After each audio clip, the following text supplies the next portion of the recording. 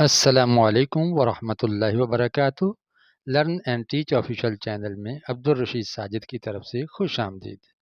کلام اقبال کا موضوعاتی مطالعہ۔ آج کا موضوع ہے اللہ۔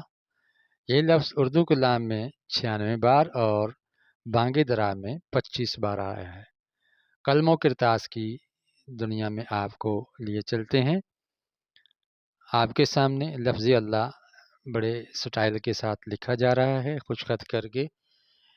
اس ویڈیو کا مقصد جہاں پر اقبال شناسی ہے، وہاں پر اقبال کے کلام کو خوش خط لکھنے کا ڈھنگ بھی بتانا ہے۔ یہ دیکھیے آپ کے سامنے لفظ اللہ کتنے خوبصورت انداز میں لکھا گیا ہے۔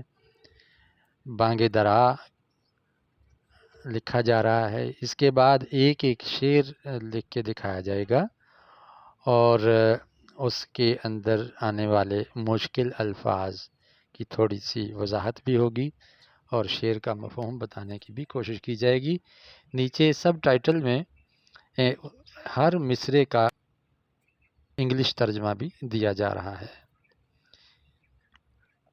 اے مسلماں ہر گھڑی پیش نظر، اے مسلماں ہر گھڑی پیش نظر، آیا اے لا یخلف المیعاد رکھ۔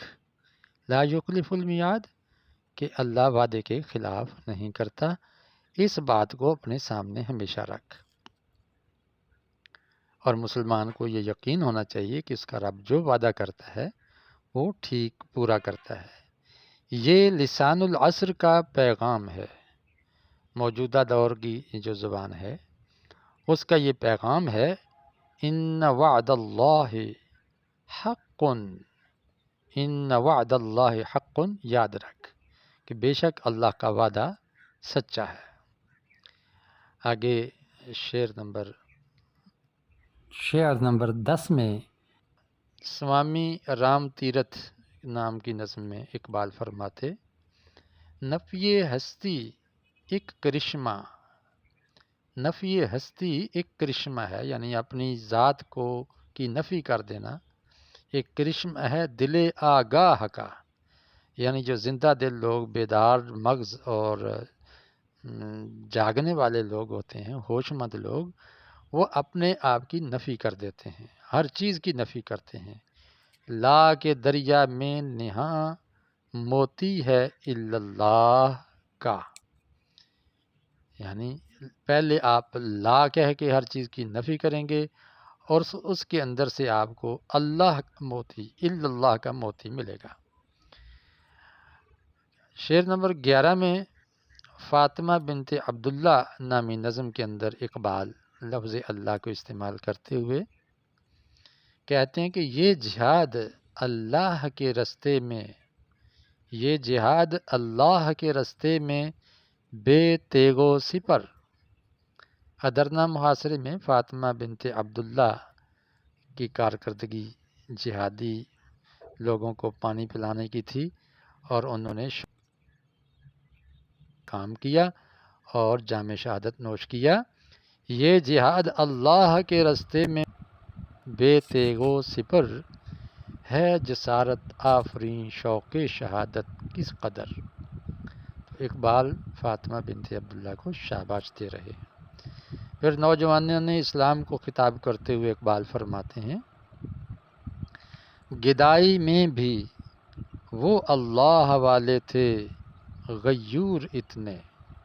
گدائی کہتے ہیں جب بندے کے پاس کچھ نہ ہو، فقیر آدمی ہو، تو جب نادار حالت میں بھی اللہ والوں کا یہ حال ہے کہ وہ بڑے غیرت مند ہوتے ہیں اور کسی دینے والے کو ہمت نہیں ہوتی کہ ان پر نوازش کریں، کہ منعم کو گدا کے ڈر سے بخشش کا نہ تھا یارا۔ گدائی میں بھی وہ اللہ والے تھے غیور اتنے، ایسے غیرت مند تھے کہ کوئی اس کو صدقہ خیرات یا رشوت کی سفارش نہیں کر سکتا، پیشکش نہیں کر سکتا تھا۔ ان کو پتہ تھا کہ یہ اپنی عزت نفس کو مجروح ہونے نہیں دیتے۔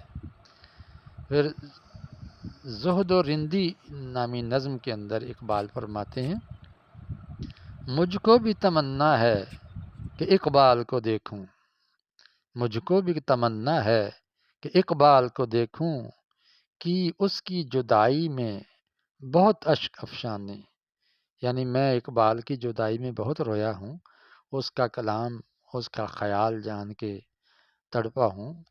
حقیقت ہے کہ مجھے خود اقبال کی تلاش ہے۔ یہ اقبال اپنے آپ کو کہہ رہے ہیں، اقبال بھی اقبال سے آگاہ نہیں ہے، مجھے خود اپنی شناخت نہیں ہے کہ میں کیا ہوں، اللہ نے مجھے ایسی عنایات سے نوازا ہے۔